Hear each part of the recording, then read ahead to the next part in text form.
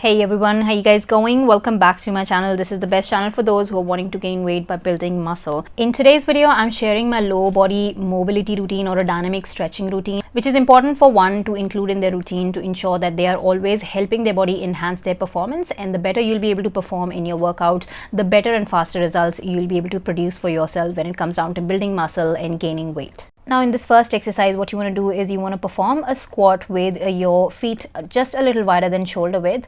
Then you place your elbows right where your knees are, right on the inside of your thighs where the knees are. That's where you want to place your elbows so that you can apply a little bit of pressure on the inside of your thighs to keep your knees far apart, which means you'll be able to create a nice stretch in your hip flexors area, which is your inner thigh area, right?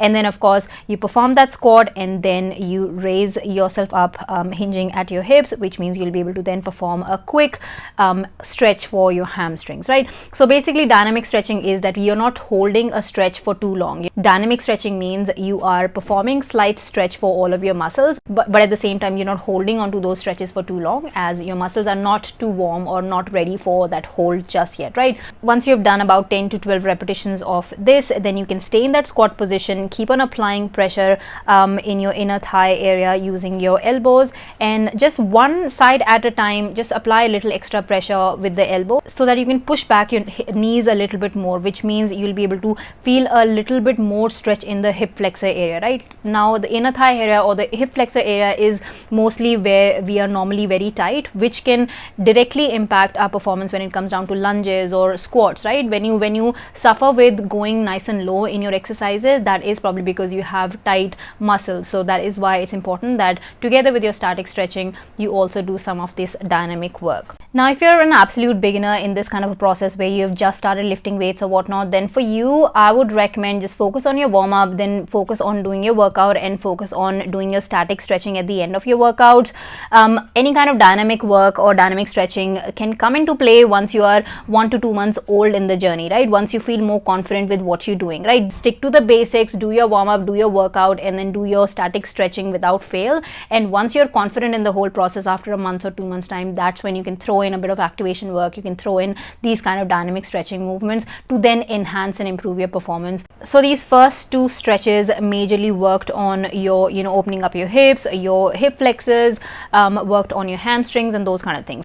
Our back, our spine is basically something that you always want to prep up no matter whether you're training your upper body or lower body, and that is exactly why you're doing this cat-cow kind of a back stretch here, so that you can really open up your back muscles. So in this, what you want to do is you want to place your palms right in line with your shoulder joints, and then you want to really open up your the upper mid back. You want to really get into that cat position and really stretch out your shoulder blades out and apart, right? So that you can feel a good stretch in that midsection of your back, and then you kind of get into that cow kind of position where you bring your spine into that natural arch that it has towards the lower end of your spine, right?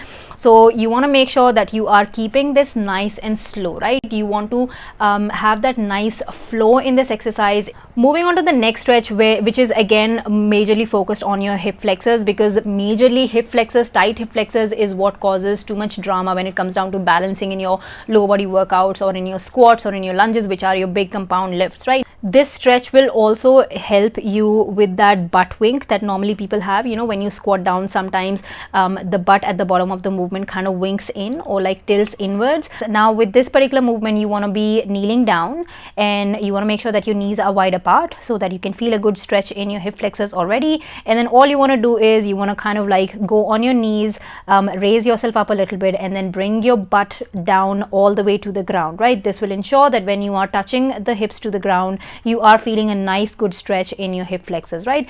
Now moving on to the next one, which is one of my personal favorite ones, because this works on your ankle mobility. It stretches out your hip flexors as well. It opens up your hips as well. So as you can see, I'm getting into a lunge position where my back knee is also on the ground. Then you lean forward on the front leg so that you can create a nice long stretch between both the legs, right? Because of course it's a lunge happening, a split is happening. You want to make sure that that split is nice and deep. So what you want to do is you want to perform that nice deep lunge, and then you slowly slide backwards and extend the front leg, which is your working leg, and feel a good stretch in your hamstrings, right? Once you've done again 10 to 12 repetitions on one side, you switch your legs and do the same thing on the other side.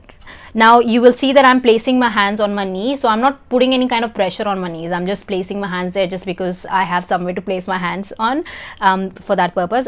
Now this next one is one of my personal favorite ones as well, because I love to feel a good stretch in that really lower back section, where literally your lower back kind of attaches to your hip. So that is where I really want to feel a stretch and really open up that area, and that is why I do this kind of bend. Again, I'm not holding the stretch, I'm making sure that I'm moving either clockwise, anti-clockwise, or I'm like moving a little bit or performing a little bit of pulses, so that I can ensure that there is a bit of movement happening. So there you go guys, this was my dynamic stretching routine for my lower body workouts. Definitely try these out and improve your workout performances to then start gaining weight fast.